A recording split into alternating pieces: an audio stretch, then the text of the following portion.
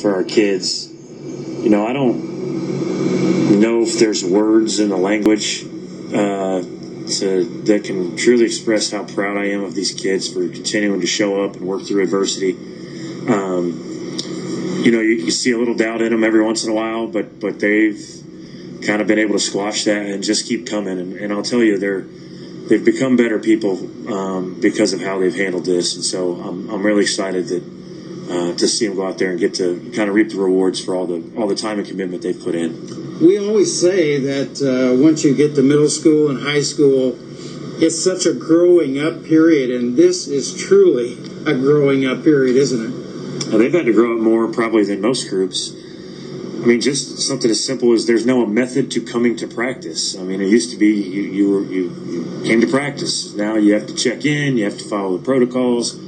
They're having to do show a lot of initiative in their schooling with the virtual and the hybrid schedule and all that. And so they've grown up everywhere, and on the football field too. But it's interesting to see how adaptable they can be when they really need to be.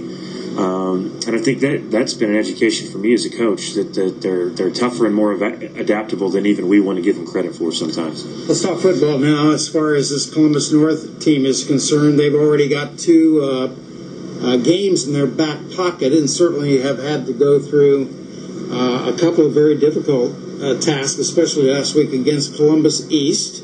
And you know them as well as anybody, but being at home is going to help. Yeah, I think it will. You know, conditioning is going to be an issue. We've, had some guys have to miss some time. We've tried to keep them active. Our O-line coach, Coach Brown, he did a great job of making sure they were working out at home as much as possible and doing some things with no equipment and all that.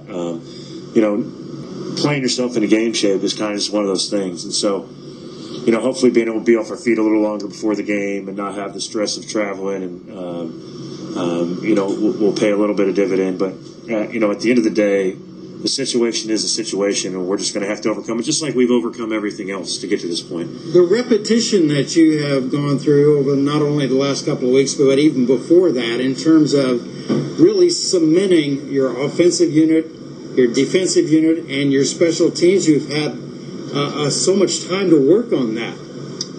Well, we've had time. Unfortunately, we haven't had all the players there all the time.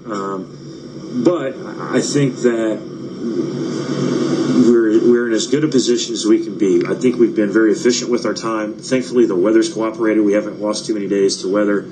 And so, it's kind of one of those things where I don't feel as comfortable as normal.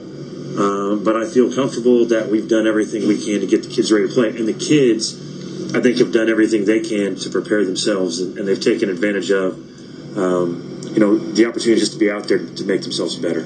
What can we expect this year, Coach, because of the number of changes from a season ago in regards to special teams? We're seeing some new players kicking as far as that's concerned, as well as kickoff returns and punt returns. Yeah, the kicking game will be kind of split between 3 guys. Kicking will be Angel Castillo. He's this will be his first year at the varsity level. Got a strong leg. He does. Very strong leg. So we're hoping to take advantage of that. The punting duties will kind of be a mix between Donovan Hahn and also Turk Fatelli. They both can kind of kick the ball on the move, which has kind of been a staple of what we're doing. They both also present some challenges for the defense because of they both can throw, they both can catch, they both run the ball, and so it kind of makes it a little less predictable for a team that's going to try to block a kick or cause us problems there. The kick game for you guys has been strong over the last 4 and 5 years. You know exactly where you want to place the ball.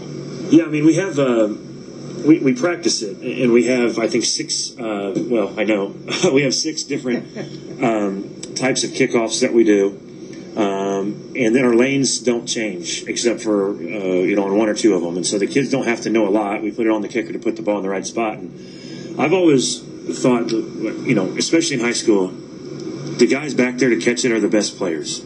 So why would we give them the ball where they have an opportunity to be really, really good one time?